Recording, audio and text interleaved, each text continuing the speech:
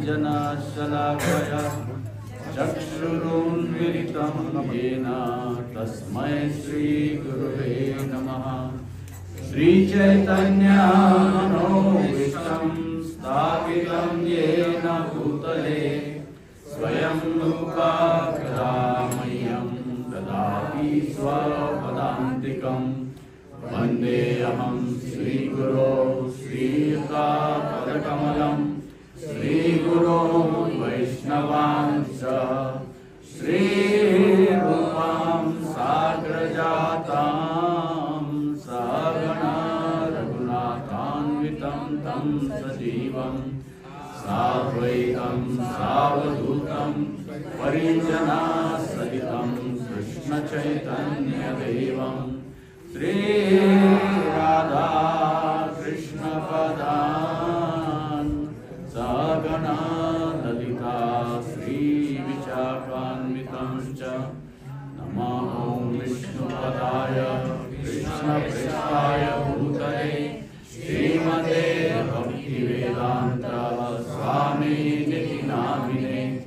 नमस्ते सारस्वते देवे गौरवाणी प्रचारिणे निर्विशेष शून्यवादी पाश्चात्यदेशतारिणे।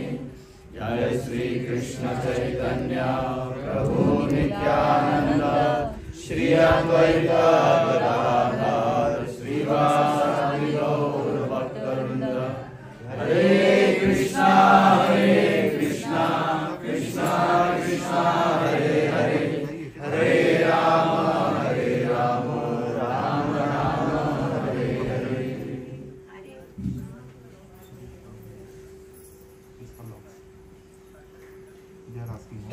हरे कृष्णा हरे कृष्णा। दिंडीच्या वेळेला या काळेवाडी केंद्रामध्ये मी येऊ शकलो नाही, तरी माझी इच्छा होती, तरी पण बाहेर होतो त्यामुळे तुमची सेवा करायला येऊ शकलो नाही। तुकाराम महाराज तुमच्या गावात येतात आणि मी तिथे नसेल तर मला बरं वाटणार नाही। नुसती तुकाराम महाराजांची पालखी ही तुकाराम महाराजांची पालखी नसते, प्रत्यक्ष व्यक्ती त्याच्यामध्ये असते।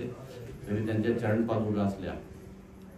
इस्कॉनची दिंडी आपण केवळ एक पालखी बरोबर जायचं म्हणून नाही, आपण तुकाराम महाराज आपले काय आहेत, आद्य गुरु आहेत, तर त्यांच्या बरोबर त्यांना प्रचारामध्ये मदत करण्यासाठी आपण जातो.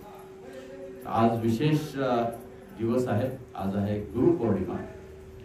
आज सगळ्या जगामध्ये जे सनातन धर्म किंवा भागवत धर्माचं पालन करतात सर्व ठिकाणी गुरुपूजा केली जाते, परंतु दुर्दैवानं गुरु कोण आहे हेच कोणाला माहिती नाही. त्यामुळे कुणालाही गुरु म्हणून ते पूजतात किंवा कुणालाही गुरु म्हणून त्याचा स्वीकार करतात, त्यांची पूजा करतात.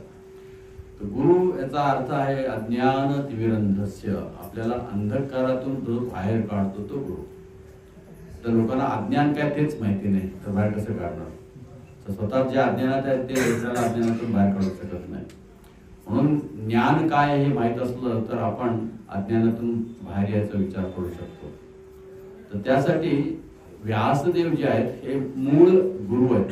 व्यासदेव हे भगवंताचे ग्रंथावतार आहेत, जे भगवान श्रीकृष्णाने सृष्टीच्या उत्पत्तीच्या वेळेला 4 वेद सांगितले. तर काही लोकांनाही माहितीही नाही हा वैदिक धर्म जो आहे याची स्थापना कोणी केली.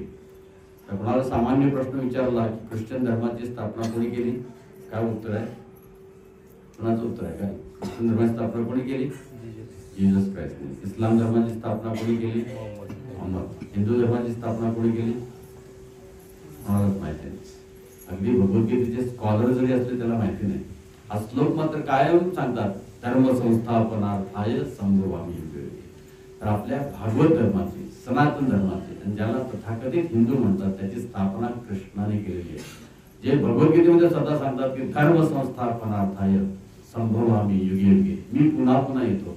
आणि जी भगवद्गीता सांगितली ही भगवान श्रीकृष्णाने सांगितली, आणि म्हणून तेच या भागवत धर्माचे, सनातन धर्माचे, वैदिक धर्माचे संस्थापक आहेत किंवा त्यांनीच सुरू केलेलं आहे. आणि म्हणून शंकराचार्य श्रीकृष्णांनाच जगद्गुरु म्हणतात. कृष्ण वंदे जगद्गुरु. हे मूळ गुरु कोण आहे? भगवान अर्जुन सुद्धा भगवंताला म्हणतात की गुरुर गरियान. भगवंत कोण आहे? गुरुर गरियान. जितके म्हणून गुरु आहेत त्यांचे मूळ गुरु कोण आहेत? हे भगवान श्रीकृष्ण आहे. आणि म्हणून भगवान श्रीकृष्णांचा संदेश जसा आहे तसा जे पोचवतात ते गुरु, अन्यथा ते गुरु नाही आहेत. अन्यथा गुरु नाही आहेत. ते शिक्षक असू शकतात, तुम्हाला तुमच्या विषयामध्ये शिकवणारे असू शकतात, पण गुरु असू शकत नाही. कारण गुरु हा जगद्गुरु. तर जगद्गुरु याचा अर्थ काय आहे की ज्याचा उपदेश किंवा ज्याचे आदेश हे संपूर्ण जगातील, सृष्टीतील जीवांना लागू पडतात. असा कोण व्यक्ती आहे का या जगामध्ये की ज्याचे शिकवण सगळ्या जीवांना लागू पडते? कोण आहे का? मोठे मोठे विचारवंत आहेत भारतामध्ये, पाश्चात्य देशामध्ये सगळे मोठे मोठे विचारवंत आहेत, पण कुठल्याही विचारवंतांचा विचार हा संपूर्ण जीवांसाठी लागू होतो का? असा कुठलीही व्यक्ती नाही. फक्त एकमेव व्यक्ती आहे, तो म्हणजे भगवान श्रीकृष्ण, की ज्यांचा उपदेश जो आहे सगळ्या जीवांसाठी. मग असं नाही की फक्त मानवांसाठी आहे. काही काही लोकांचा उपदेश मानवांसाठी लागू असतो, पण त्या प्राण्याबद्दल काय बोलत नाही किंवा झाडांच्याबद्दल काय बोलत नाही, इतर योनीबद्दल त्यांचा उपदेश लागू असेल असं नाही. परंतु भगवान श्रीकृष्णांचा उपदेश जो आहे हे सर्व जीवांसाठी लागू आहे. त्याच्यामध्ये कुठलाही जीव त्याचा मुक्त नाही. कारण भगवान स्वतः सांगतात की एवे मतमिदं नित्यम अनुतिष्ठन्ति मानवा श्रद्धावंतो अनुसूयन्तो मोक्षन्ते देवी कर्मवी. की हे मे मतम, हे माझं मत जे आहे ते अनुतिष्ठन्ति मानवा, हे मानवांना पालन करण्यासाठी आहे. स्पष्ट शब्दात सांगितले. मानव सांगितलेलं आहे, कुठल्या जातीचा उल्लेख नाही, कुठल्या वर्णाचा उल्लेख नाही, कुणाचा उल्लेख नाही. मानवा की ये मतमिदं नित्यम अनुतिष्ठन्ति मानवा श्रद्धावंतो, जो श्रद्धेनं माझ्या उपदेशाचा म्हणजे भगवद्गीतेमधील उपदेशाचं पालन करेल. अनुसूयन्तो, जे कुठल्याही प्रकारची अनुसूयता किंवा मत्सर मनामध्ये न ठेवता, त्याला काय होईल? मुच्यन्ते, तो पूर्णपणे मुक्त होईल. कशातून? कर्मभी, सगळ्या कर्मबंधनातून तो मुक्त होईल. म्हणून असा संदेश कुणीही या जगामध्ये दिलेला नाही. म्हणून भगवान श्रीकृष्ण जे आहेत हे जगद्गुरु आहेत, आणि त्यांचा उपदेश जसा आहे तसा प्रचार करणारे हे सुद्धा जगद्गुरु असतात. कारण म्हणून श्रीकृष्ण जे आहेत यांनी पहिल्यांदा सगळे वेद सांगितले. हे स्वतः भगवद्गीतेमध्ये भगवान सांगतात की सर्वस्य चाहम हृदि सन्निविष्टो मत्ता श्रुती ज्ञानम अपोहनम च वेदैश्च सर्वैर अहम एव वेद्यो वेदांत कृत वेद विदेह चाहम. वेदैश्च सर्वैर, सगळे वेद जे आहेत हे मी सांगितले. म्हणजे पहिला संपूर्ण वेद जे आहे हे 4 वेद आहेत. अथर्व, ऋग्वेद, अथर्ववेद, सामवेद आणि यजुर्वेद. हे 4 वेद जे आहेत हे पहिला ब्रह्माला भगवंताने सांगितले. म्हणून भगवान सांगतात की हे सगळे वेद मी सांगितले. तर सगळ्या वेदांचा अर्थ काय आहे? हे सगळ्या वेदांचा सार आहे किंवा अर्थ आहे भगवंताला जाणणे, भगवंताला जाणणे. हे स्वतः भगवंत सांगतात. वेदांचे सरळ अहम वेदो वेदांत कृत वेद विद्येच्या अहम च अहम, म्हणजे मला जाणणे. तर वेदांचा उद्देश आहे भगवंताला जाणणे. तर कधी कधी भगवद्गीतेचा लोक कसा दुरुपयोग करतात. बेळगावमध्ये प्रचार करत असताना एक भक्त आले आमच्याकडे, तर की तुम्ही इस्कॉनचे लोक चहा कॉफी का पित नाही? म्हटलं तो नशा आहे. म्हणून की भगवंत तर भगवद्गीतेमध्ये सांगतात की मी सर्व ठिकाणी चहामध्ये उपस्थित आहे. अरे म्हटलं अरे वा, इतक्या वर्षी मी भगवद्गीतेचा अभ्यास करतोय, चहामध्ये भगवंत ते मला माहिती नव्हतं. तर मी कुठलाच श्लोक झालं सर्वस्व चाहम, पण त्याचा अर्थ काय? सर्वस्व चा अहम, चाहम नाहीये, चा अहम. जे सर्व वेदांचा उद्देश आहे मला समजणे. त्याला आपण चहा करून टाकलाय. सर्वस्व चा अहम, मला समजणे. तर वेदांचा उद्देश आहे भगवंताला समजणे. म्हणून तुकाराम महाराज सुद्धा सांगतात की वेद अनंत बोलीला अर्थी तुकाची साधीला विठोबाशी शरण जावे निष्ठे नाम गावे. सगळ्या वेदांचा उद्देश काय आहे? वेद अनंत बोलीला, अनंत म्हणजे भगवान श्रीकृष्ण, आणि दुसरं अनंत म्हणजे सगळे विषय वेदामध्ये आहेत. कुठलाही विषय वेदांनी टाळलेला नाही. सगळे विषय वेदामध्ये आहेत, कुठला पाहिजे तो. आजचं कॉम्प्युटर सुद्धा, सायन्स सुद्धा आहे वेदामध्ये, फक्त ते कोडिंग केलेलं आहे त्यामुळे कोणाला समजत नाही. जसं कॉम्प्युटर कोड असतो, आता थोडीचा कोणाला कोड नंबर काय, तसं वेदाला सुद्धा कोड आहे. तो कोड जो आहे तो गुरुकडे असतो. वेद कसे उघडायचे हे कुठे तर जाऊन शिकलं पाहिजे. वेदामधलं ज्ञान कसं समजून घ्यायचं तर त्याला गुरु म्हणतात. जो कोड सांगतो त्याला गुरु म्हणतात. तर असे वेद अनंत बोलीला, भगवंतांनी वेद सांगितलेले आहेत आणि अनंत म्हणजे अनेक विषयांची चर्चा आहे. पण सार काय आहे? विठोबाशी शरण जावे, भगवान श्रीकृष्णांना शरण जावं. जे स्वतः भगवान श्रीकृष्ण सांगतायत की अहमच्या अहम म्हणजे मला शरण येणे. तेच तुकाराम महाराज सांगतायत की भगवंताला शरण जाणे. आणि शरण जाण्याची सुरुवात कुठे होते? निज निष्ठे नाम घ्यावे. निष्ठेने नित्य भगवंताच्या नामाचा जप करणे ही भक्तीची सुरुवात आहे. निष्ठेने हरे कृष्ण महामंत्र, हरे कृष्ण कृष्ण कृष्ण हरे हरे, हरे राम राम राम हरे हरे. निज निष्ठे नाम घ्यावे, हे भगवंताचं नामस्मरण करावं. तर भगवान श्रीकृष्ण जो संदेश सांगतायत तो बरोबर तुकाराम महाराज पण 14व्या शतकामध्ये सांगतायत, 16व्या शतकामध्ये सांगतायत. तो सृष्टीच्या उत्पत्तीला दिला. तर कलियुगाची ज्यावेळेला सुरुवात होते त्यावेळेला भगवंतांनी पाहिलं की कलियुगातले लोक जे कसे आहेत ते यांची बुद्धी ठीक नाही आणि यांना एकदा वाचून समजत नाही तर ते 4 वेद काय वाचणार आहेत. कलियुगातल्या लोकांना 4 वेदांची नावं सुद्धा माहिती नाहीत. चतुर्वेदी लोक आहेत, आडनाव आहेत चतुर्वेदी, त्रिवेदी, द्विवेदी.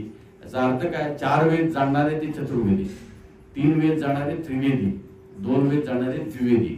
आपल्या महाराष्ट्रामध्ये ही नावं जास्त दिसत नाहीत, पण साधारण उत्तर प्रदेशमध्ये या ठिकाणी ही नावं दिसतात.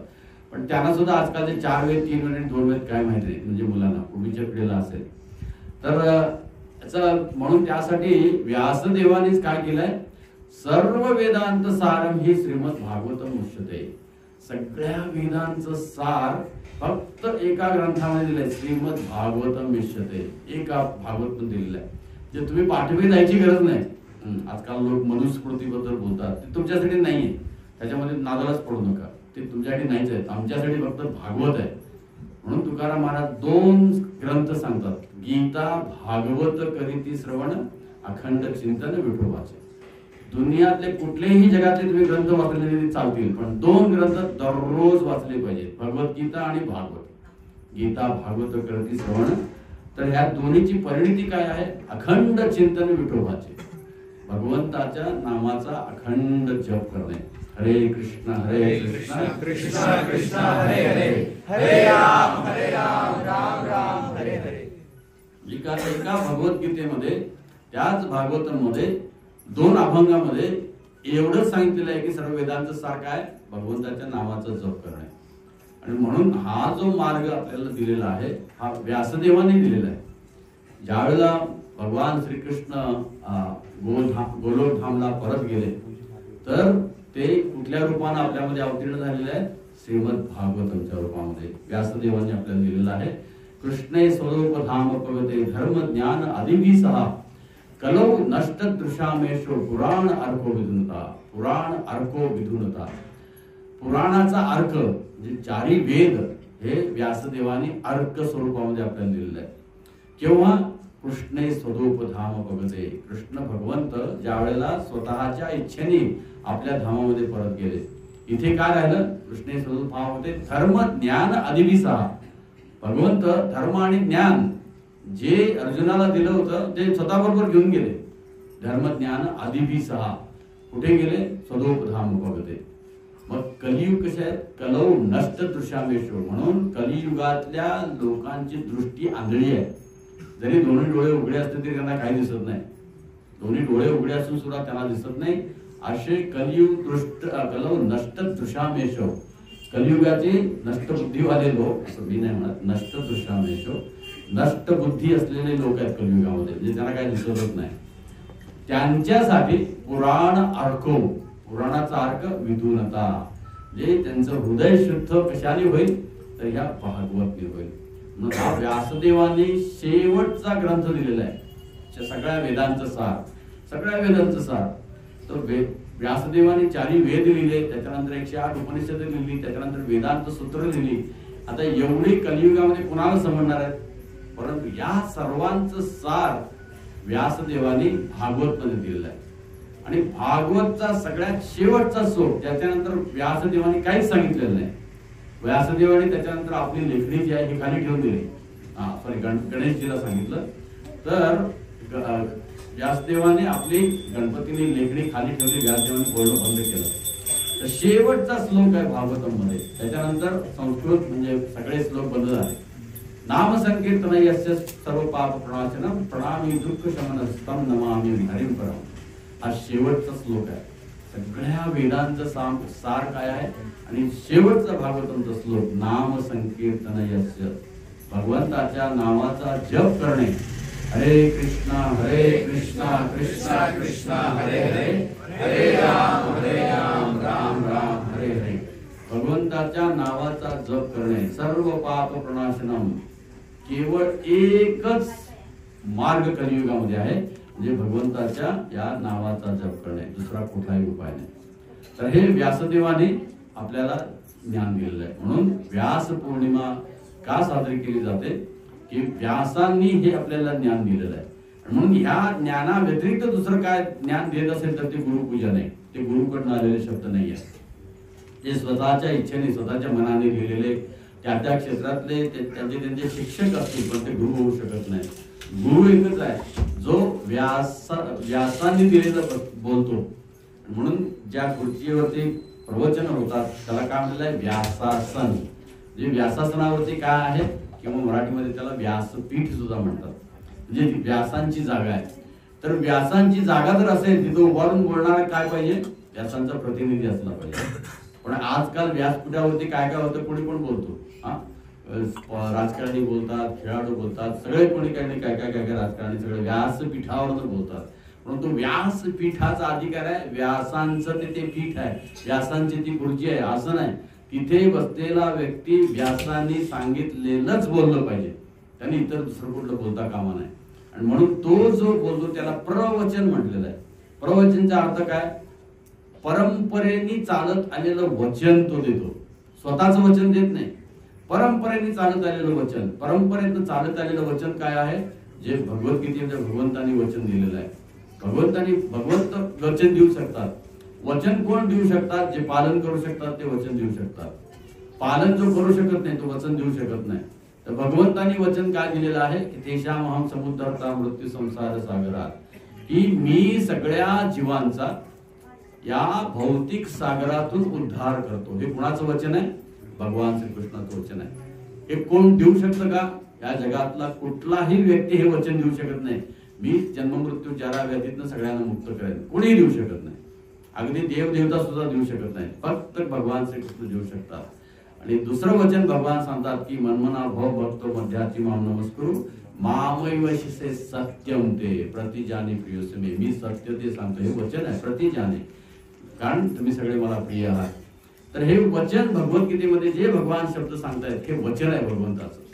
भगवान श्रीकृष्ण 700 श्लोक जे सांगतायत त्याच्यामध्ये जवळजवळ 580 श्लोक भगवंताचे आहेत.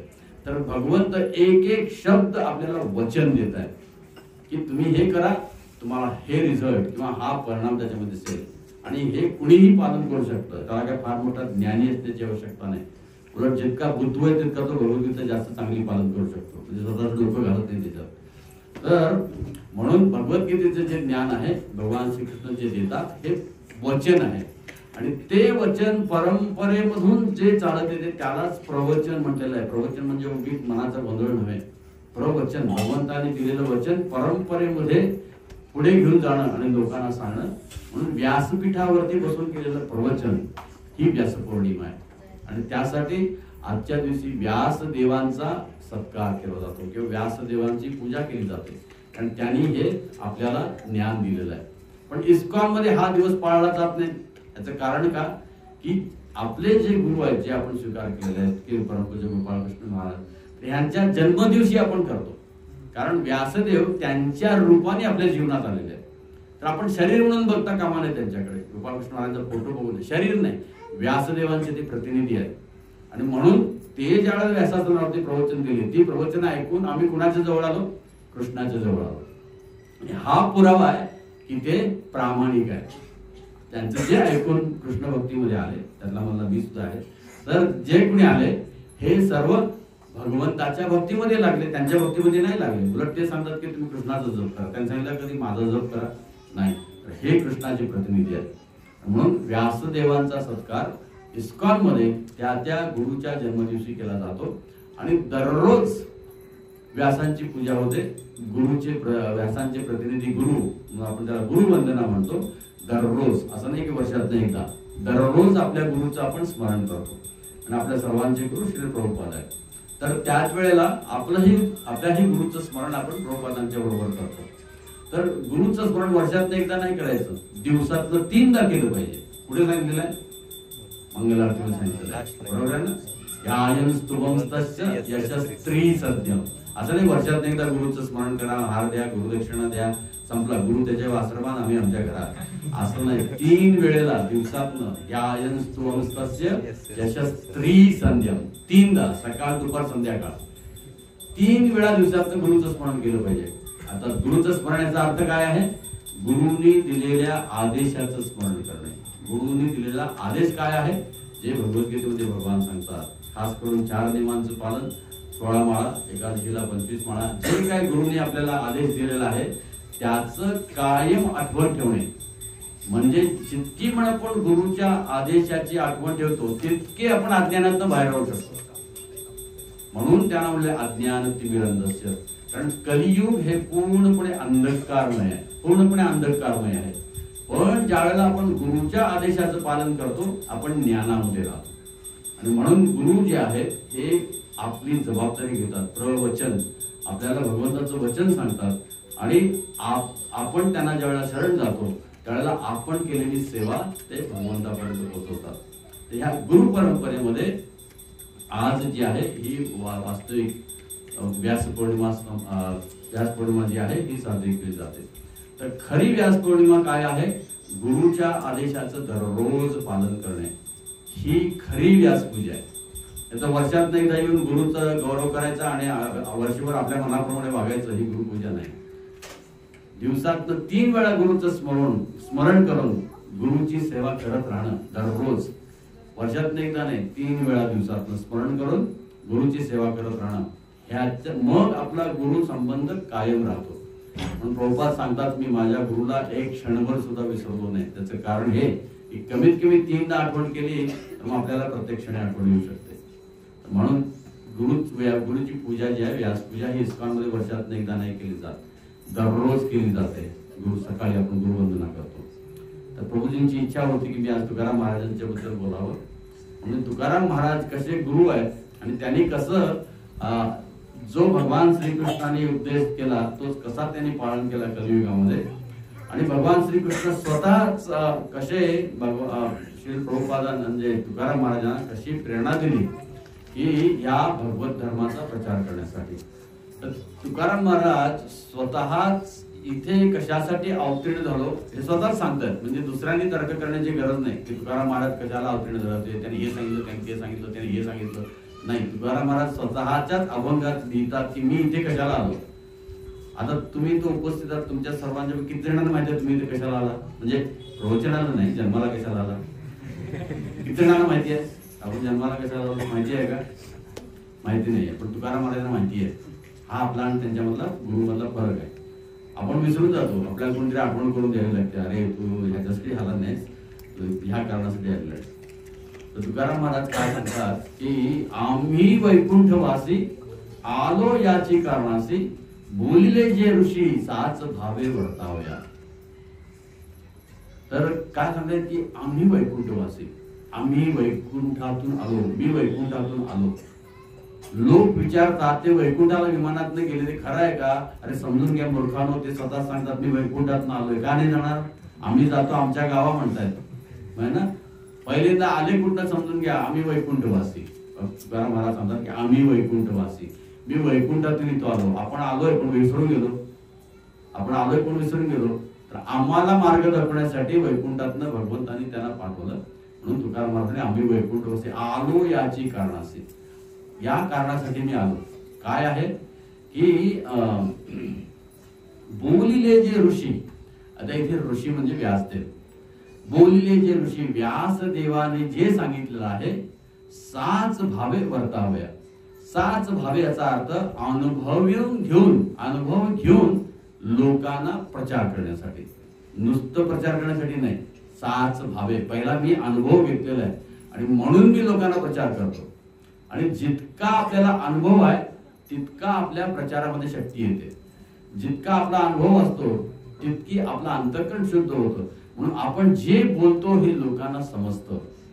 आणि म्हणून तुकाराम महाराज साच भावे, ही साच भावेचा अर्थ मी स्वतः अनुभव घेतलेला आहे की जे व्यासदेव सांगतात हे पूर्ण माझ्या जीवनात मी पहिला उतरवलेलं आहे. वर्तावया, वर्तन म्हणजे दुसऱ्यांना सांगण्यासाठी, म्हणजे सगळ्यांना प्रचार करण्यासाठी. अर्थे लोपली पुराणे, नाश केला शब्द ज्ञाने, विषय लोभी मने साधने बुडविली. कलियुगाच्या प्रभावामुळे काय झाले तुकाराम महाराज सांगतात, अर्थे लोपली पुराणे. आपलं महाभारत, रामायण, गीता, भागवत, प्रत्येक श्लोक जो आहे, प्रत्येक ओवी जी आहे ही त्याच्यामध्ये अर्थ आहे, प्रत्येक शब्दामध्ये अर्थ आहे. अर्थे लोपले, सगळ्या शब्दांचा, श्लोकांचा भगवंताशी संबंध आहे. परंतु काय झालेलं आहे, नाश केला शब्द ज्ञाने. कलियुगामध्ये प्रत्येकाने आपले मत त्याच्यामध्ये घातलेली आहेत. भगवंताची भगवद्गीता घेतली आणि आपलं मत सांगितलं, भागवत घेतलं, आपली मतं सांगितली, ईशोपनिषद घेतलं, आपली मतं सांगितली. नाश केला शब्द ज्ञाने. तुम्ही तुकाराम महाराजांच्या चित्रपटामध्ये एक व्यक्ती बघितला असाल, त्याचं नाव काय होतं, जो तुकाराम महाराजांच्या अभंग सोडून स्वतःचं नाव घालायचा, कोणाला आठवतं? नाही, मला आठवण म्हणून विचारलं काय त्याचं नाव. सालोमालो होता ना. सालोमालो काय करायचा की तुकाराम महाराजांचे अभंग घ्यायचा आणि शेवटी तुका म्हणे काढायचा आणि तिथं म्हणायचं सालोमालो म्हणे. आणि लोकांना सांगायचं की तुका म्हणे तो तुकाराम जे सांगतो ते माझे अभंग तुका म्हणे म्हणून सांगतो.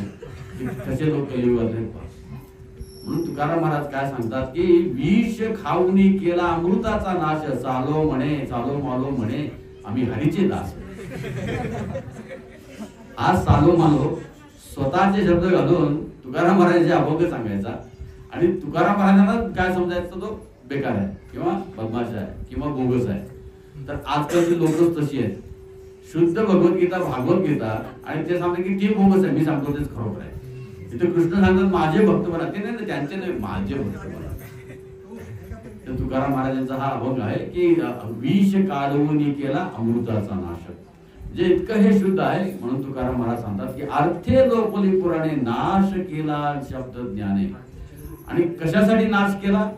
विषय लोभी मने साधने बुडविली. विषय लोभी मने साधने बुडविली. तर त्याच्यामध्ये विषय लोभ घातला म्हणजे इंद्रिय तृप्तीसाठी भगवद्गीतेचा उपयोग, इंद्रिय तृप्तीसाठी भागवतचा उपयोग. 7 दिवस भागवत सप्ताह कशासाठी? इंद्रिय तृप्तीसाठी, भक्ती करण्यासाठी नाही. भगवद्गीतेचे अभ्यास, भगवद्गीता वर्ग, प्रत्येक श्लोक पाठ करणे, सगळं काही कशासाठी? इंद्रिय तृप्तीसाठी, भगवंताला शरण जाण्यासाठी नव्हे, जो त्याचा उद्देश आहे, सार आहे, जे तुकाराम महाराजांनी सांगितलं, स्वतः भगवान सांगताय. तर म्हणून काढले साधने बुडविली. तर सगळे लोक तुम्हाला या कलियुगामध्ये, उलट कलियुगामध्ये जास्त मंदिरामध्ये गर्दी होते, पण लोक कशासाठी जातात? विषय, स्वतः काहीतरी मागायला, हे देवा मला हे दे, मला हे दे, मला ते दे. आणि कोणाकडे काय मागायचं हे सुद्धा त्यांना कळत नाही. मी कॉलेजमध्ये असताना एक माझा मित्र होता, आमच्या घराच्या बाजूला हनुमंताचं मंदिर होतं. तो दर शनिवारी वडाच्या पानाचा हार घेऊन यायचा आणि हनुमंताच्या डोक्यावर तेल होतायचा. आपल्याला बापरा किती चांगला भक्त आहे हनुमंताचा. मी त्याला विचारलं का रे तू? म्हणाला की मी 21 शनिवार प्रण केलंय. मी प्रतिज्ञा केली की 21 शनिवार मी हनुमंताला मी अशी सेवा करणार. म्हणलं उद्देश काय? कारण माझ्या कॉलेजमध्ये एका मुली होती प्रेम. अरे म्हणलं मोठा हनुमंताकडे काय मागतो? हनुमंताकडे का तो ब्रह्मचारी. कुणाकडे कलियुगामध्ये काय मागावं हे सुद्धा समजत नाही. कलियुगामध्ये कुणाकडे काय मागावं हे सुद्धा समजत नाही लोकांना. जातात कशासाठी मंदिरात लोक? हे दे मला, हे दे. मग तो कोणी का असे ना त्याच्याकडे जातात. आता देवदेवता पण कमी झाले, आता बाबा आणि मामा आले सगळे. तर हे सगळे ह्यांच्याकडे जातात. मला कोण देणार असेल तो देव गेला खड्ड्यात. मला कोण देणारा तो देव नसेल तर देवच नाही. शेवटी संघर्ष पुढे देवच नाही, आणि मला कोण देत नाही काही. तर हा धर्म नव्हे, हा धर्म नव्हे, याला धर्म म्हणत नाही. काहीतरी मागण्यासाठी देवळात जाणे हा धर्म नाहीये, हा धर्म नाहीये. तर म्हणून इतका सुंदर धर्माचा अर्थ जो आहे, भगवंताला शरण जाणं, भगवंताची सेवा करणं, भगवंतावरती प्रेम करणं, हा मूळ उद्देश आहे गीता आणि भागवतचा. तर तो सांगत नाहीत कोणी. साधने बुडविली. आता हे लोक साधने बुडविली म्हणजे कसं? जप करताना दिसतील, यज्ञ करताना दिसतील, तपस्या करताना दिसतील, दान देताना दिसतील, सगळे धार्मिक कार्य करतील. अगदी सोमवारी एका मंदिरात, मंगळवारी एका, बुधवारी एका, शनिवारी एका, रविवारी सगळे. सोमवारी दर्शन, शिवजीचं दर्शन, मंगळवारी गणपतीचं दर्शन, बुधवारी पार्वतीचं दर्शन, बुधवारी विष्णूचं दर्शन घेतात असं म्हणतात. तर गुरुवारी दत्ताचं दर्शन, शुक्रवारी आणि कुणाचं, शनिवारी शनीचं दर्शन, हनुमंताचं, आणि रविवारी दूरदर्शन. अशी आपली भक्ती. तर भगवंत कसे प्राप्त होणार? धड कुठे एकीकडे मन नाही आपलं. सोमवारी एकीकडे, मंगळवारी एकीकडे, रविवारी टीव्हीकडे. उपवास करणारे ते लोक कसे करतात? दिवस माझा उपवास आहे, दिवसभर टीव्ही समोर बसून असतो. उपवास, टीव्हीचा वास. तर अशी भक्ती आपण केली तर ती फसवणूक आहे, स्वतःची पण आणि जगाची पण. तर त्यासाठी शुद्ध भक्ती जी आहे ही भगवंताकडे एकच, फक्त भगवंताचं प्रेम आणि भगवंताची सेवा. कारण मला सांगा, गोड तुझे रूप, गोड तुझे प्रेम, देई मज प्रेम सर्व काळ, ही मागणी केलं पाहिजे देवाकडे.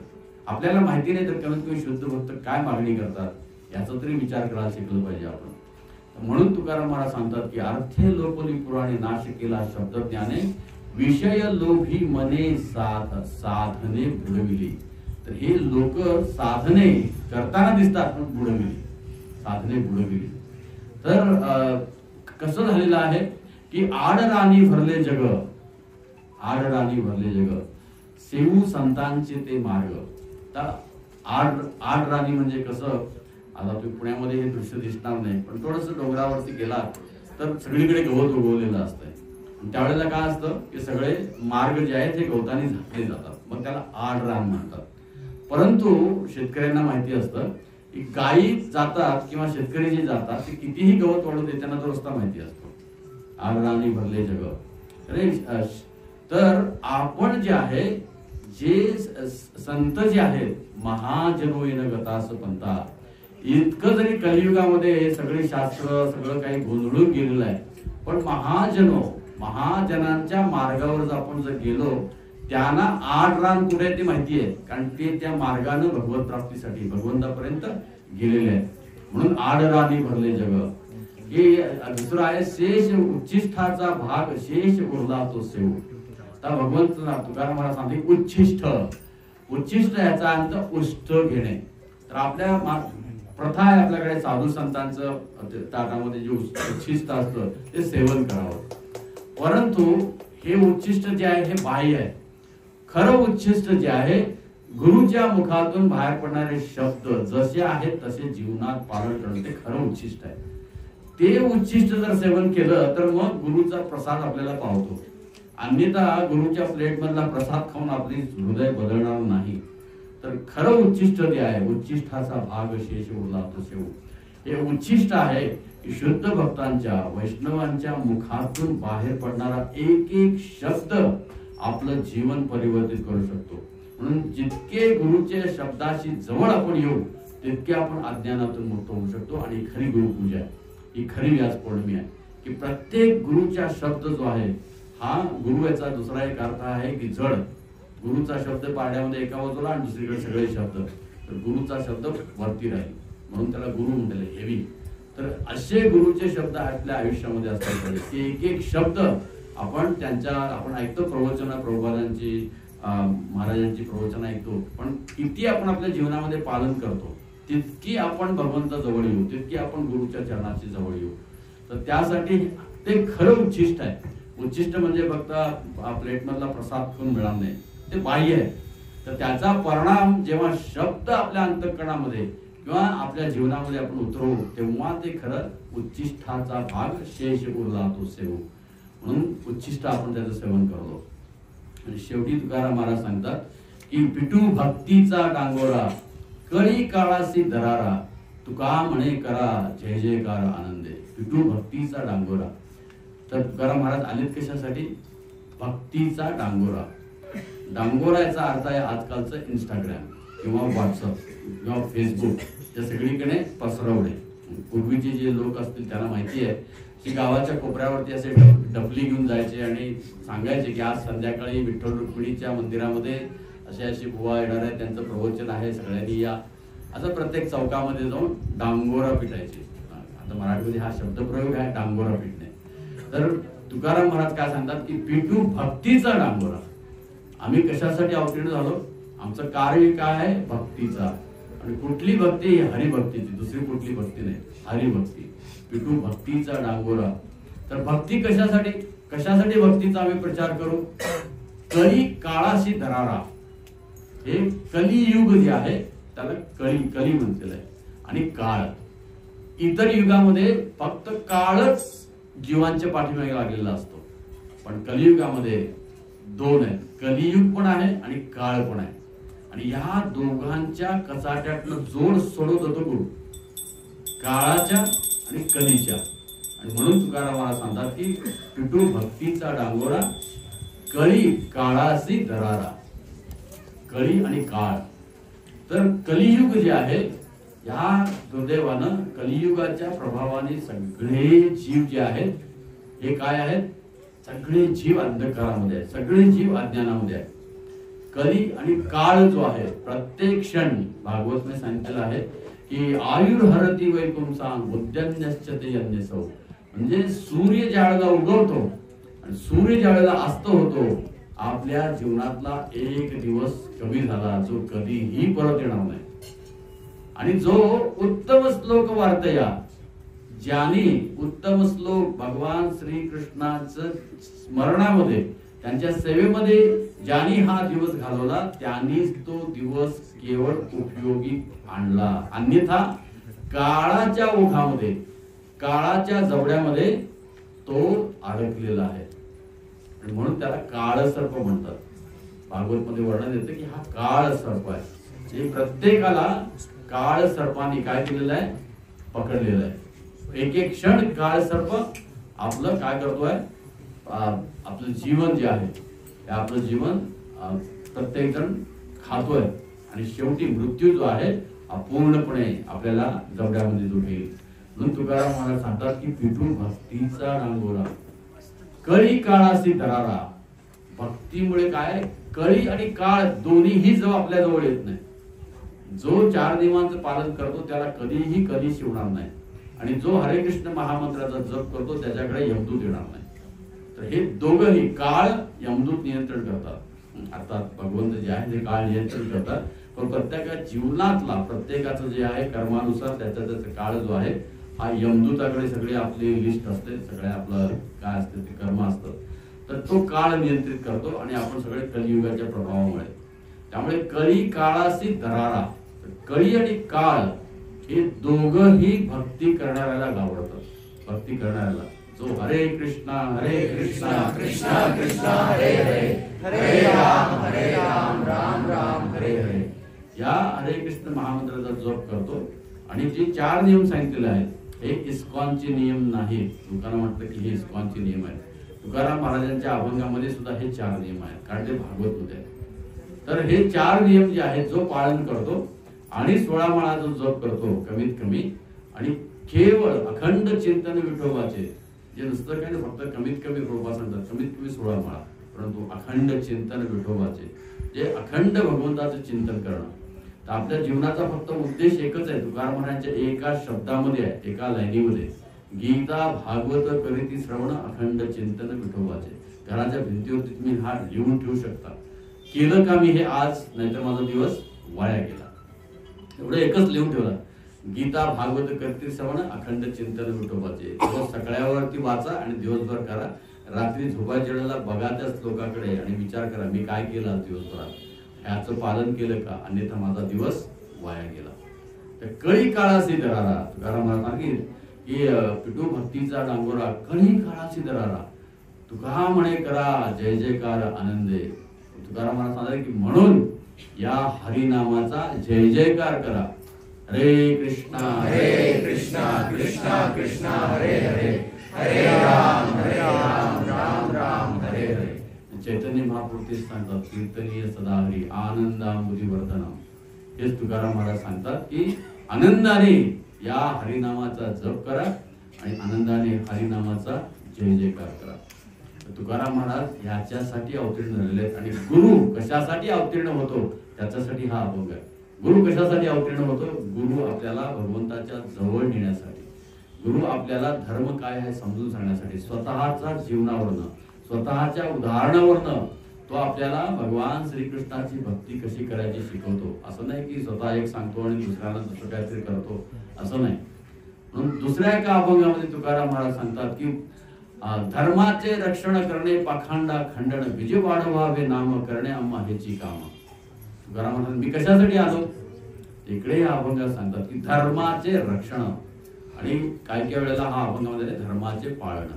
तर पाळण आणि रक्षण दोन्ही एकच आहे. धर्मो रक्षती रक्षिता ऋग्वेदामध्ये सांगितलं आहे की आपल्याला धर्म जो आहे हा सनातन धर्म आजही का टिकून आहे. बाकी सगळ्या धर्माच्या खुणा सगळ्या अस्तित्वात नाही आहेत, सगळीकडे सगळ्या खुणा मिटवल्या गेल्या.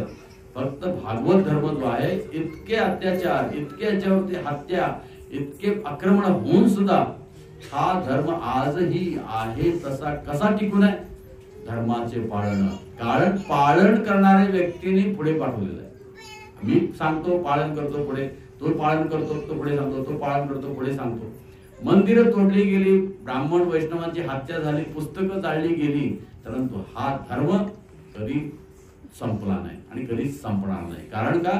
तुकाराम महाराज सांगतात की धर्माचे रक्षण, धर्माचे पाळण.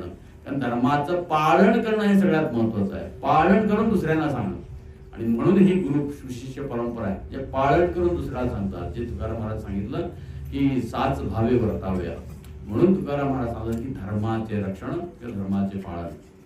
आणि धर्माचं रक्षण म्हणजे धर्म म्हणजे काय आहे. भागवत मध्ये सांगितलं आहे की वेद प्रणिहित धर्मो अधर्मश्च विपर्यय, की वेदामध्ये जे सांगितलं आहे तो धर्म आणि त्याच्या विरुद्ध जे आहे हा सगळा अधर्म आहे. जर भगवद्गीतेमध्ये वेदांचं सार कलियुगामध्ये काय आहे भगवद्गीता, त्याच्यामध्ये जर कुठले तुम्ही सांगितलेले शब्द किंवा हे नसतील तर 100% समजून घ्या आपण अंधश्रद्धेचं पालन करतो.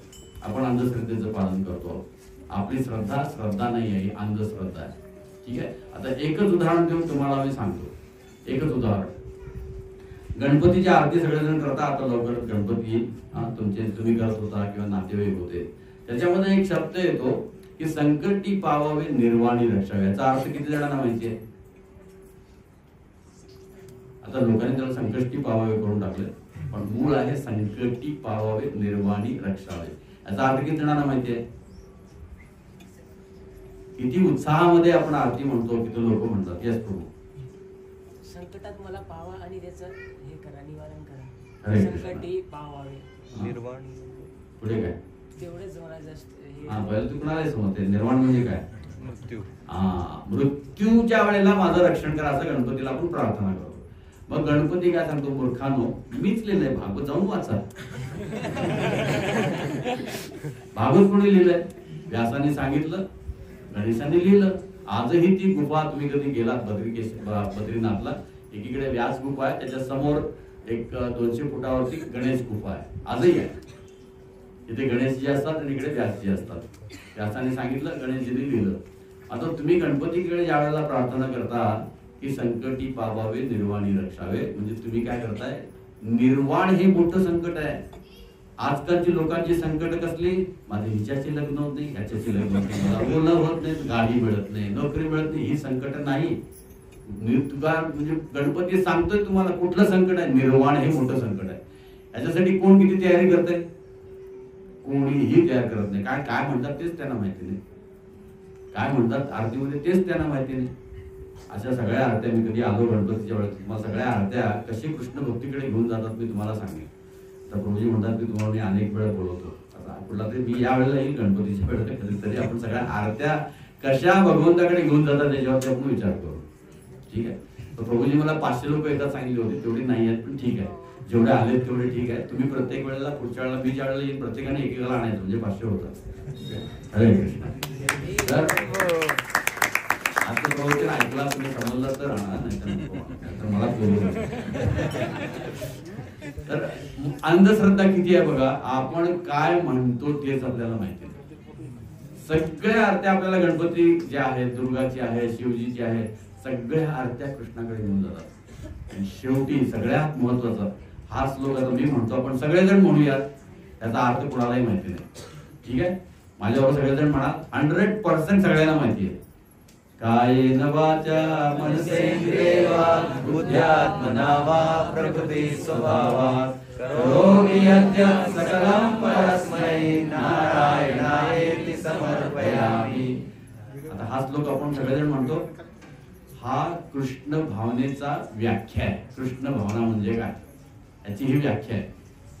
आणि ती हा श्लोक जर आपण जीवनामध्ये पालन केला 100%, 100%, 100% आपण कृष्णाचे भक्त होऊ.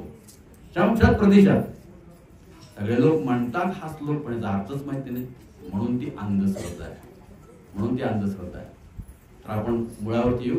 तर हे जे आहे वेद जो आहे हे तुकाराम महाराज काय सांगतात की धर्माचे रक्षण. तर जे आपण म्हणतोय त्याचा अर्थच माहिती नाही तर पालन कसं करणार?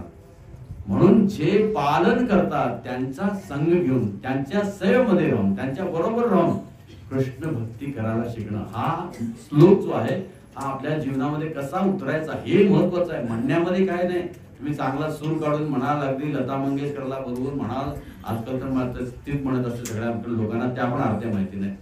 तर त्याने आपला काय फरक पडणार नाही. तो श्लोक जीवनामध्ये उतरला तर आपल्या धर्माचं पालन केलं असं कवय. म्हणून धर्माचे पालन किंवा धर्माचे रक्षण करणे पाखंड. पाखंड म्हणजे या धर्माच्या विरुद्ध, म्हणजे गीता आणि भागवतच्या विरुद्ध जे काही असेल ते सर्व पाखंड आहे, म्हणजे चूक आहे. आणि असे जे लोक आहेत कलियुगामध्ये प्रचार करतात आणि म्हणून आपल्याला धर्म समजत नाही.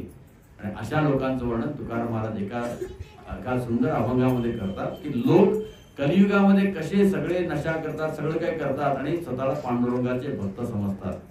तुकाराम महाराजांचे फार एक मार्मिक अभंग आहे. त्याच्यामध्ये तुकाराम महाराज सांगतात की ऐसे संत झाले कळी, म्हणजे कलियुगामध्ये असे संत झाले कसे?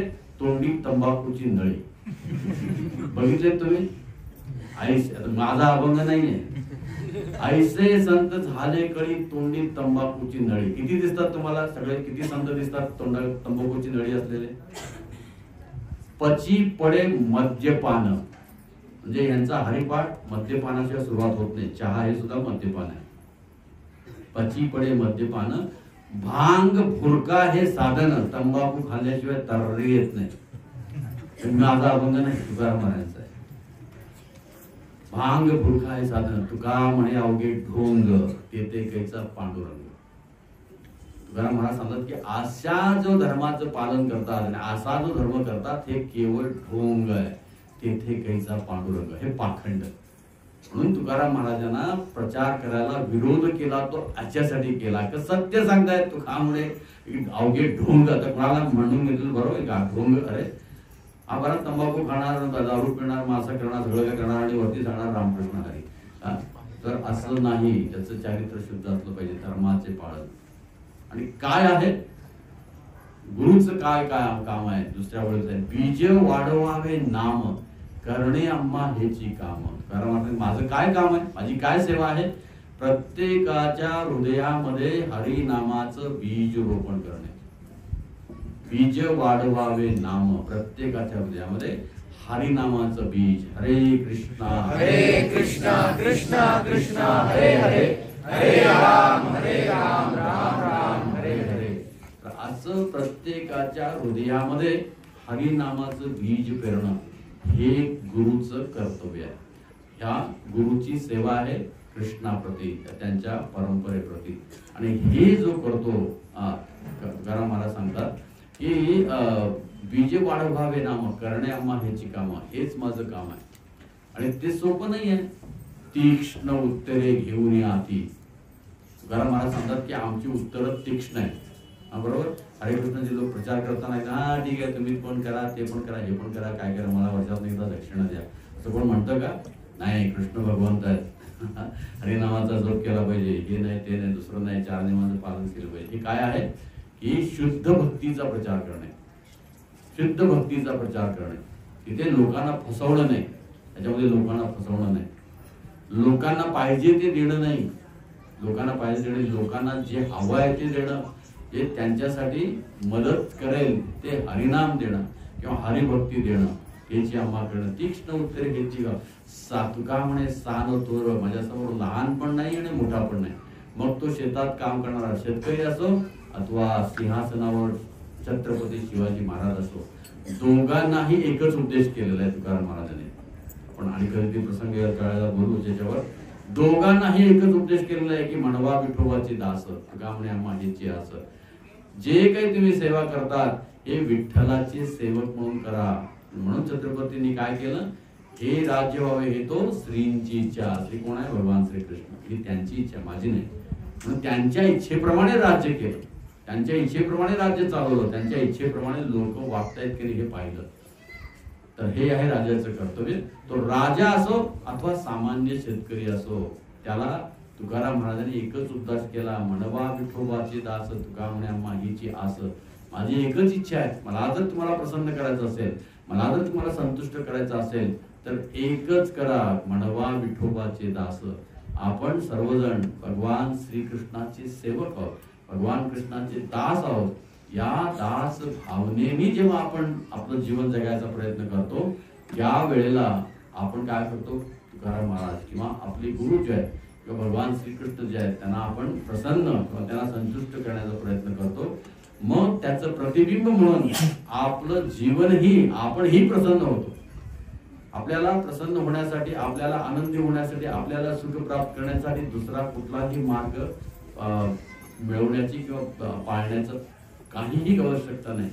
कारण प्रभुपाद सांगतात की आपण शुद्ध काच असलेल्या आरशासमोर उभा राहतो तर आपणही शुद्ध दिसतो. त्याप्रमाणे आपण ज्या वेळेला भगवंताची सेवा करताना आपलं जसं अंतःकरण शुद्ध होईल तसं आपण भगवंताचं दर्शन किंवा भगवंताची सेवा करू शकतो. तर या अर्थाने ज्या वेळेला आपण गुरुचं शरण घेतो, ती खरी व्यास पौर्णिमा, ती खरी व्यासदेवांचं पूजन, ती खरी जी आहे हे व्यासदेवांचं चिंतन करणं. म्हणून आजच्या दिवशी आपण आपल्याला जे कोणी भगवत भक्तीमध्ये अग्रेसर होण्यासाठी, भगवत भक्तीच्या मार्गामध्ये ज्याने कोणी आपल्याला आणलेलं आहे, अशा सर्वांचं आजच्या दिवशी चिंतन केलं पाहिजे. आणि अशा सर्व जे कोणी आपल्याला ज्यांनी मदत केलेली आहे त्याच्याकडचा हा गुण जो आहे, बाकी त्याच्यामध्ये कितीही दुर्गुण असू देत, पण ह्या गुणासाठी आपल्याला त्याला धन्यवाद दिलं पाहिजे. कारण गुरुकडे घेऊन जाणार सुद्धा आपल्याला मार्गदर्शक असलाच पाहिजे कोणतरी. तर आपल्या जीवनामध्ये असे अनेक लोक आहेत. आपली भक्ती जी आहे ही आपल्या एकट्यामुळे चाललेली नाही. कलियुग जे आहे यज्ञ संकीर्तन, सगळे आहेत म्हणून आपली भक्ती चालली. आपण एकटे कधी भक्ती करू शकणार नाही. तर जितके म्हणून आपल्या जीवनामध्ये भगवत भक्त येतात त्यांच्याकडनं आपण प्रेरणा काय घेतो, भगवान श्रीकृष्णांच्या जवळ कसं जायचं, भगवान श्रीकृष्णांची सेवा कशी करायची. आणि सगळेजण यारे यारे अवघे जन, सगळेजण काय करायचे, हरिनाम संकीर्तन, हरे कृष्णा कृष्णा कृष्णा हरे हरे, हरे राम राम राम हरे हरे. म्हणून भगवान श्रीकृष्णाने भगवद्गीतेमध्ये सुद्धा स्वतः, आता तिन्ही वेद कोणी लिहिले हे भगवंतानीच लिहिले, पण तेच भगवंत भगवद्गीतेमध्ये सांगतात की वेदांचं तुम्ही पालन करू नका.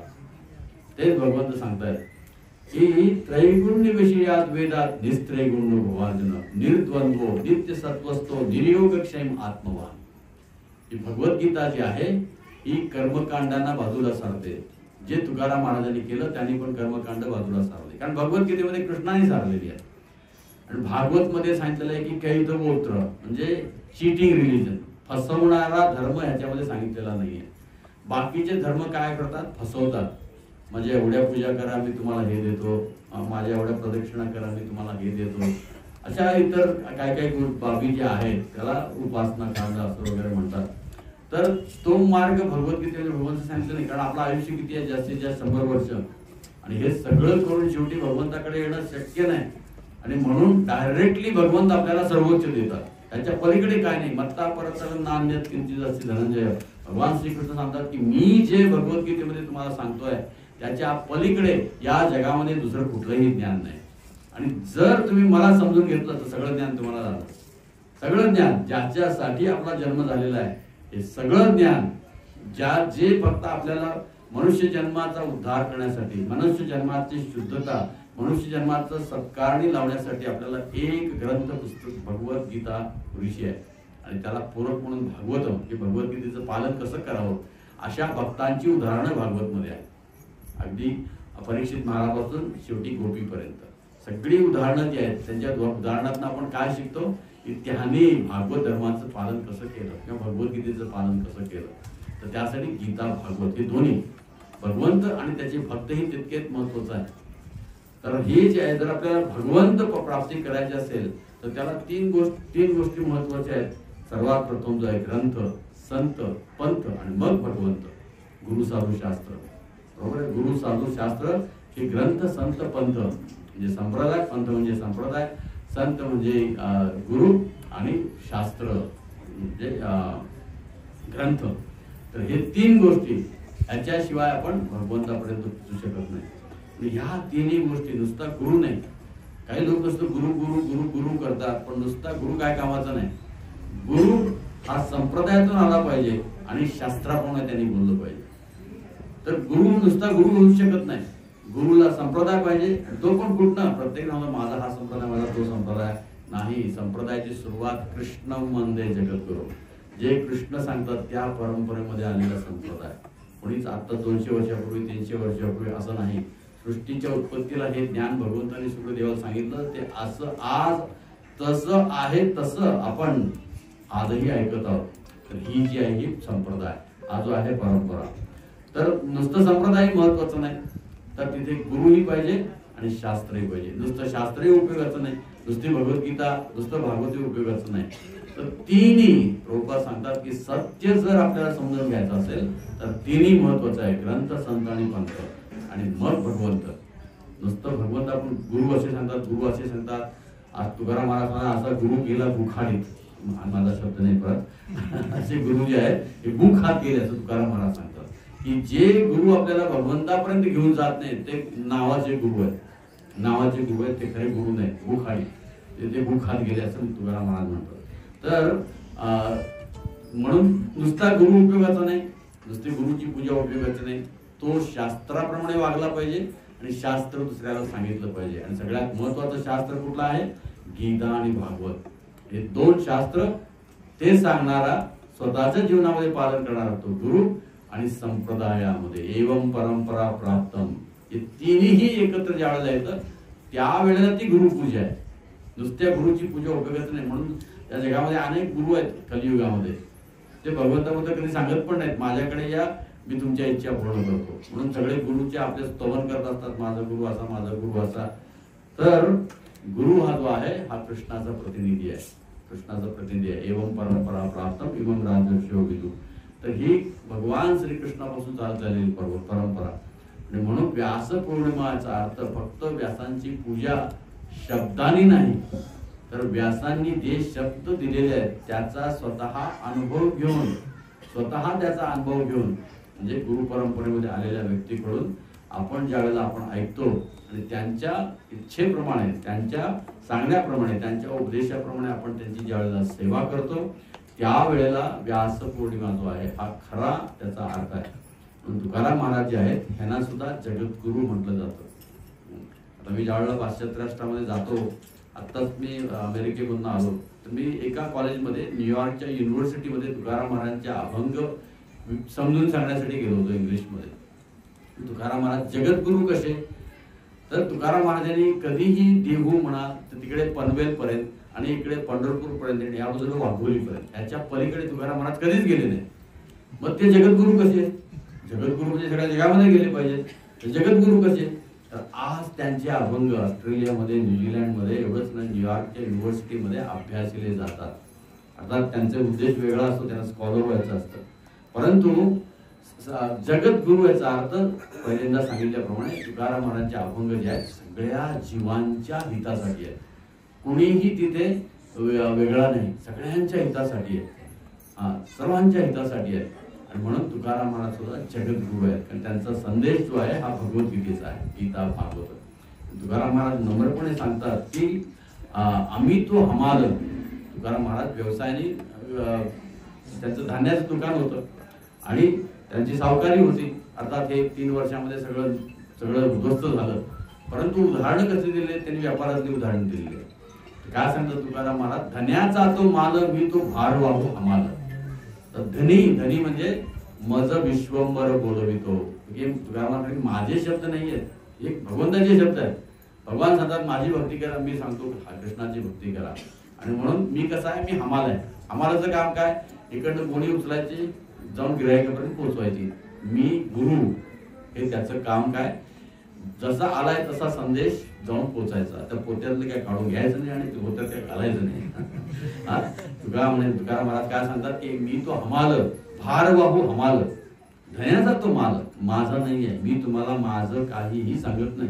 धनी म्हणजे भगवान श्रीकृष्णाने जे काही भगवद्गीतेमध्ये सांगितलेलं आहे आणि व्यासाने जे काही भागवद्गीता सांगितलेलं आहे ते फक्त मी तुम्हाला माझ्या जीवनामध्ये त्याचं पालन करून तुमच्या जीवनामध्ये ते कसं पालन करायचं हे मी तुम्हाला प्रत्यक्ष सांगतोय. तर ही खरी व्यास पौर्णिमा, ह्या दृष्टीने आपण आपल्या गुरुचं स्मरण केलं पाहिजे. अन्यथा ही व्यास पौर्णिमा फक्त लोक येतात, हार घालतात, दक्षिणा देतात आणि आपला संबंध संपला असं नाही. इस्कॉनमध्ये किंवा आपल्या जीवनामध्ये आपला संबंध दररोज गुरुशी येतो. त्याचं वाक्य, प्रत्येक वाक्य आपल्याला काय देतं, शक्ती देतं आपल्या जीवनामध्ये पुढे जाण्यासाठी. गुरुचं प्रत्येक वाक्य आपल्याला अज्ञानातून बाहेर काढतं. म्हणून अशा गुरु जे आहेत जे आपल्याला अज्ञानातून प्रत्येक क्षणी बाहेर काढतात.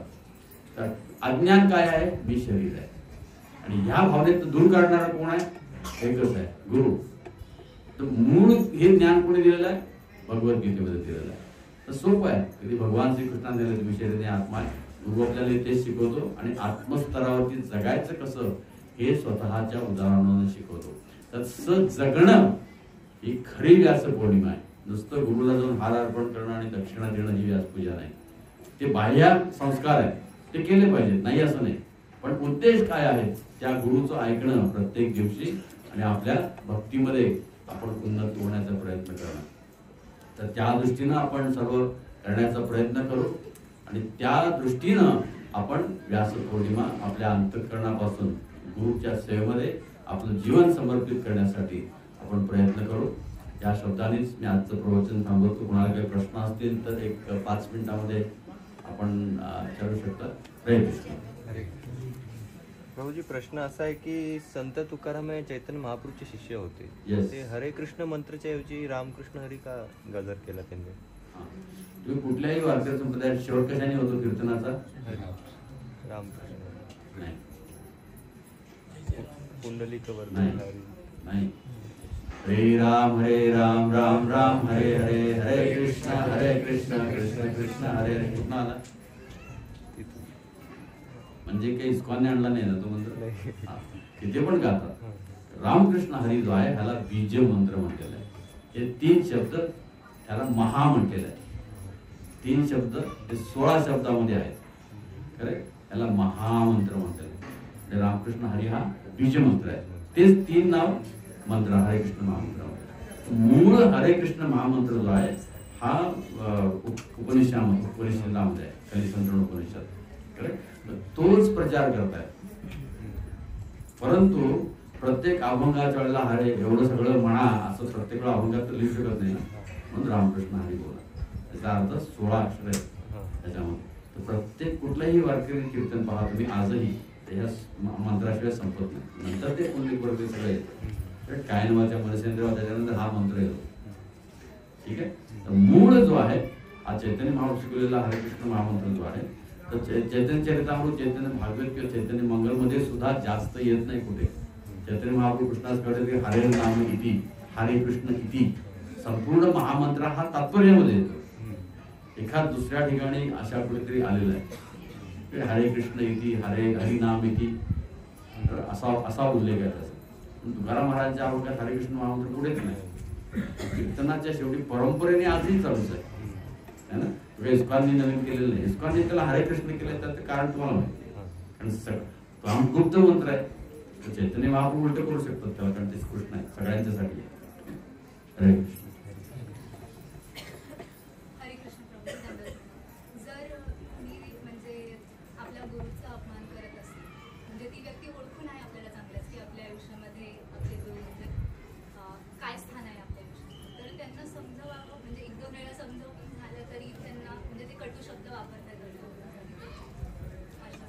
सगळ्यात महत्वाचं आहे, सगळ्यात पहिला त्याची जीभ काढावी थोडं. त्याची जीभ कापावी असं सांगितलंय. ठीक आहे. आपल्याला ते नाही करायचं, आपण भक्ती करायची. दुसरं, आपण ऐकायचं नाही. ठीक आहे. कारण सोन्याची किंमत कोणाला असते? पैसे द्यायला पाहिजेत ना तेवढे. घेणारे गिराईक पण थोडंच असलं पाहिजे. तुमच्याकडे सोनं आहे, सगळ्यांना परवडणार नाही. ठीक आहे. प्रयत्न करा सांगायचा, नाहीतर अपराध करायला लागला तर सांगायचं हरे कृष्ण. प्रसाद देणे, त्याचं तोंड बंद करणे. ठीक आहे. प्रसादाचं काम चांगलं आहे, तोंड बंद होतं. आणि मग भगवंत आपण जे करू शकत नाही ते भगवंताच्या पोटात जाऊन करतात, त्याचं शुद्धीकरण. ठीक आहे. तर आपल्या गुरुचा कुठे अपमान होत असेल, आपण जो आहे हा दुसऱ्या आपले जे गुरु बंधू आहेत, गुरुचे गुरु बंधू आहेत, त्यांचा अपमान करू नये. आणि कोणी करत असेल तर त्या ठिकाणी आपण राहू नये. ठीक आहे. हरे कृष्ण. त्याच्यामध्ये जागा सोडून जाण्यामध्ये काही पाप नाही किंवा अपराध नाही. उलट अशा ठिकाणी गुरुचा अपराध होत असेल तर तिथे जाऊच नाही. हरे कृष्ण. गाथा ही भागवतातूनच निर्माण झाली. गाथा येस, भागवतातूनच निर्माण झाली. बरोबर. नाही तुकाराम महाराज कशाला सांगितलं गीता भागवत थोडी वेगळी, त्याच्यामध्ये थोडंसं वेगळी नाही, अर्थ तोच आहे. कुठलाही अभंग काढून पहा, गीता आणि भागवतचाच उपदेश तुकाराम महाराजांनी आपल्या अभंगात केले, कुठलेही वेगळे केलेले नाही. तुकाराम महाराज भगवद्गीतेमध्ये एक उदाहरण सांगतो. भगवद्गीतेमध्ये कृष्ण सांगतात, मी तुमची अहम बीज प्रजपिता, मी तुमचा पिता आहे. आता तुकाराम महाराज त्याच्यापेक्षा पुढे जाऊन सांगितले, सगळ्यात प्रसिद्ध अभंग आहे, कृष्ण माझी माता, कृष्ण माझा पिता, बहीण बंधू सोयरा कृष्ण माझा. सगळीच नाती कृष्णावर आहेत, नुसतं पिताच नाही. म्हणजे भगवान श्रीकृष्ण जे सांगतायत तेच तुकाराम महाराज आपल्या अभंगात सांगतात. ठीक आहे. हरे कृष्ण. प्रभूजी, आपल्या इस्कॉनमध्ये तुकाराम महाराजांचं जसं महात्म्य सांगतात तसं एक माझा छोटासा प्रश्न, ज्ञानेश्वर महाराजांना का असं मानलं जातं? कारण श्री प्रभुपाद, भक्तिसिद्धांत सरस्वती आणि भक्तिविनोद ठाकूर या तिघांनीही सांगितलेलं आहे की तुकाराम महाराज जे आहेत हे चैतन्य महाप्रभूंचे शिष्य आहेत. ठीक आहे. त्यामुळे त्यांनी सांगितलेली शिकवण जी आहे ही चैतन्य महाप्रभूंच्या शिकवणीसारखी आहे. बाकीच्यांची आपल्याला माहिती आहे का, आहे की नाही, दिसते वरवरती. सगळेजण बरोबर तिथेच सांगतात. कुठल्याही जे त्या पालन करतात त्यांना जाऊन विचारा, उद्देश काय, नराचा नारायण. मग ते सांगतात ते चुकीचं आहे की नाही? भगवद्गीतेमध्ये ते सांगतात का? भगवद्गीतेमध्ये भगवान श्रीकृष्ण ते सांगतात का? नराचा नारायण सांगतात? तुकाराम महाराज ते सांगतात का? नाही सांगतात. तुकाराम महाराज उलट सांगतात की माझ्या विठोबाचे पद जो अभिलाषी, जाशील नरकाशी तुका म्हणे. जो कोण स्वतःला विठ्ठल समजत असेल तर तो नरकाला जाईल. आता हेच अभंग त्यांना पण माहिती नाही. ठीक आहे, म्हणून आपण पहिला जो प्रभुपादांच्या पुस्तकाचा अभ्यास करायचा आणि मग त्याप्रमाणे संप्रदायाप्रमाणे कोण आहेत, कारण त्या केलेला त्याच्याप्रमाणे त्यांनी प्रचार केलेला आहे. आम्ही कोणाच्या विरुद्ध नाही, आम्ही त्यांना सन्मान करतो, दंडवत करतो. पण बोलताना आम्ही काय करणार, प्रभुपादांच्या परंपरेमध्ये किंवा भगवान श्रीकृष्णाच्या परंपरेने चालायचं. शेवटी आपल्याला करायचं काय, भक्ती करायची आहे ना. तर तुकाराम महाराजांचे अभंग आपल्याला पुरेसे आहेत. तुकाराम महाराज स्वतः पुढे सांगतात, दुसरं कुठलं पुस्तक पाहतात, तुकाराम स्वतः सांगतात गीता भागवत त्यावेळेला सगळेच होते, त्या सगळेच होते. पण त्या जणांनी सगळे जणांनी तेच सांगितलं तर मग आपण तेच वाचतो ना. आपल्याला उद्देश काय, कृष्ण भक्ती. आपल्याला कृष्ण बनायचं नाहीये, आपल्याला मायावादी अद्वैतवादी बनायचं नाहीये, बरोबर. त्यामुळे सेफ आपल्याला काय म्हणतात त्याला की आपल्याला माहिती नाही पुढे चाललोय आपण, बरोबर दिसायला सगळं सांग म्हणून सांगतो ना. साधनही पुढे होईल, बरोबर तीच आहेत. गीता वाचतात, भागवत वाचतात, हरिनाम जप करतात, हा कधी कधी प्रसाद पण घेतात. परंतु उद्देश काय, मी नारायण आहे, सगळा घोटाळा तिथे आहे. साधनं तीच आहे, हरिनाम तेच आहे, कीर्तन तेच आहे, ग्रंथही तेच आहेत. पण परिणाम काय आहे, मी नारायण आहे, बरोबर. जो उद्देश आहे का भगवद्गीतेचा, जो तुकाराम महाराजांच्या अभंगाचा उद्देश आहे का, जोपर्यंत त्यांनाही माहिती नाही. ठीक आहे, तर ह्याच्यासाठी म्हणून तुकाराम महाराज जे आहेत आपल्या संप्रदायामध्ये.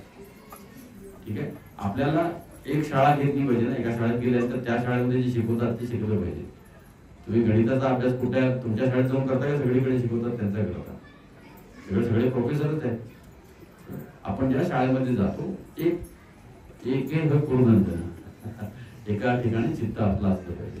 ठीक आहे, हरे कृष्ण. पण ह्याचा असं नाही की आम्ही कोणाचा सन्मान नाही करत. जशी लोकांची समजूत आहे आम्ही देवदेवतांचा सन्मान करत नाही, पण आमच्या इतके इतर लोक देवदेवतांचा सन्मान नाही करत. असं नाही की आम्ही इतर वैष्णव जे आहेत कोणी ते त्यांचा प्रचार करतात. उद्देश काय, फले नाही परिचय. कारण इतके पारायण इतके सगळं करून शेवटी कृष्ण भक्त झालेत का. कांदा लसूण सुटत नाही, चहा पाणी सुटत नाही, तंबाखू सुटत नाही, हरिनाम जप करतात का, घरात प्रसाद अर्पण करून खातात का. पण इस्कॉन मध्ये आल्यानंतर एका महिन्यात सगळ्या गोष्टी करायला लागतात. तुम्ही पालन करणं महत्वाचं आहे की नुसतं पारायण करणं महत्वाचं आहे.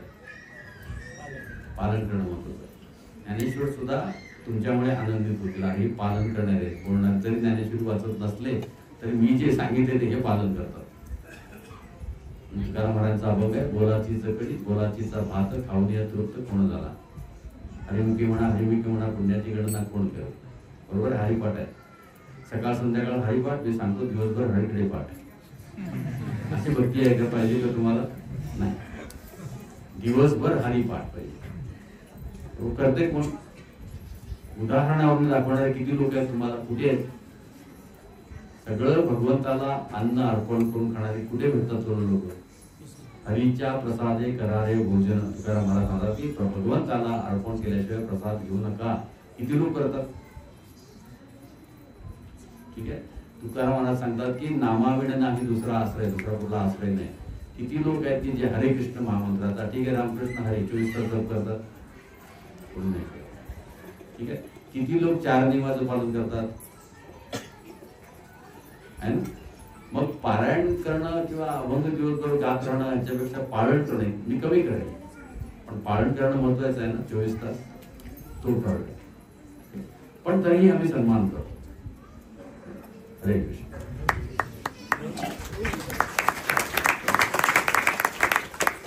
जसं की प्रभूजींनी ज्ञानेश्वर महाराजांबद्दल बोललं, असंही वारकरी संप्रदायामध्ये किंवा आपल्या महाराष्ट्रामध्ये मानलं जातं की ज्ञानेश्वर महाराज हे भगवंताचंच अवतार होते. तर हे बरोबर आहे, कारण त्यांच्यासोबत पण भगवंताचेच पार्षद आले ते, ब्रह्मजी, दुर्गा माता आणि ते सगळे त्यांच्या बहिणी. शास्त्रात कुठे उल्लेख आहे का, भागवत मध्ये कुठल्या पुराणामध्ये उल्लेख आहे का. मग शास्त्रात जर प्रमाण नसेल तर ते शास्त्रामध्ये मान्य नसेल मग ते प्रमाण नाही. मग कुणी लिहू शकतो रे, कुणी लिहू शकतो. मोदीला विष्णूचे अवतार म्हणणारे लोक आहेत, ते मानणार आहेस का तू, आहे की नाही. मोदीचं मंदिर आहे, मोदीची आरती आहे, ते पुढे आणखी 500 वर्षांनी कृष्ण वगैरे विसरून जाते, मोदीच गुरु होते. अशा लोकांनी त्याला शास्त्राचं प्रमाण नाही कुठे. शास्त्र प्रमाण आहे का विष्णूचा अवतार आहे. किंवा ब्रह्मा विष्णू महेश सगळे बरोबर आले त्याच्या आहे का? गुरु साधू शास्त्र तीही लक्षात ठेवा. नुसतं गुरु काय सांगतोय महत्वाचं नाही, त्याला साधू म्हणजे परंपरा आणि शास्त्र याचा संदर्भ पाहिजे, प्रमाण पाहिजे. ठीक आहे. हरे कृष्ण. प्रभूजी आणि त्यांनी जी लीला सांगितली तेही मनगणत येतात. आपण आपल्या त्याच्यामध्ये चर्चा कशाला करायची? आपल्याला सत्य ते केलं ना, मग असं ते आपण बाजूला राहतो. आपल्याला भक्ती करायची. भक्ती कशामुळे वाढेल? हरिनाम, हरिकथा, हरिप्रसाद, हरिसेवा हे महत्वाचं आहे. शुद्ध अंतःकरणाने करता सगळं आपोआप प्रगत होईल. अरे आतापर्यंत ते पालन करून झालं का आपल्या जीवनात काय परिवर्तन? गणपतीच्या आरत्या फुटून काय परिवर्तन झालं का? इस्कॉनमध्ये आल्या एका महिन्यात परिवर्तन सुरू झालं, बरोबर? मग औषध कुणाचं लागू होतंय? अरे त्या डॉक्टरकडे घ्यायचं, सोप आहे. म्हणजे आता आपण औषध लागू होणारा डॉक्टर कोण आहे त्याच्याकडे जायचं. आपलं असं नाही की दुसरे डॉक्टर जगात सगळे डॉक्टर बोगस आहेत, त्यांना ते ठीक आहे. पण आम्हाला या डॉक्टरचं औषध 100% लागू झालं आणि आम्हालाच नाही, संपूर्ण जगभर पेशंट बरे होते. मग सन्मान करायचा. आपण असं नाही, आपल्याला माहिती नाही चिंता कशाला करायची. आपण सगळ्यांचा सन्मान करायचा. अगदी मुंगीलाही आपण सन्मान देतो, म्हणजे तर मोठे ज्ञानी आहेत, फक्त काही का असेना, द्वैतवादी असेनात, अद्वैतवासी असेनात, मायावादी असेनात, पण तरी पण भगवंत मायावाद हा भगवंताच्या तत्वज्ञानातून आलेला आहे. ठीक आहे. ते ब्रह्मेती परमात्मेती भगवान प्रत्येकाचे वेगवेगळे स्तर आहेत, पण आपल्याला भगवंतच सर्वोच्च देतात. मनमना भगवंत भक्तो त्या लेवलला गेल्यानंतर पुन्हा मग खालची लेवल त्याच्यामध्ये आपोआपच येतात. जसं PhD-ला असलेले विद्यार्थी तर असं नाही का पहिलीतल्या विद्यार्थ्यांचा असा दुश्वास होता आहे तो पहिलीत असं म्हणत नाही ना. तो त्याच्याप्रमाणे तो ज्ञानामध्येच आहे, योग्यच आहे. तो मी पण ज्ञानच शिकतोय, तो पण ज्ञानच शिकतोय, त्यामुळे त्याचाही आदर केला पाहिजे. तो शाळेतच जातोय ना, पुढे येईल या प्रगतीकडे, पण त्याचा आपण सन्मानच केला पाहिजे. आज जरी तो त्या स्थितीत नसेल त्याचा आपण असा मत्सर करता कामा. पण PhD करताना पहिलीच्या वर्गात जाऊन बसायची गरज नाही ना. महाराजांनी महापुरुषी दीक्षा का घेतली? गवळी आचार्य नव्हते का त्यावेळी कोणी? हा इतिहास आहे त्याला फार मोठा, 2 मिनिटाचं उत्तर नाही. अरे तुकारामाने स्वतः सांगा स्वप्ना माझी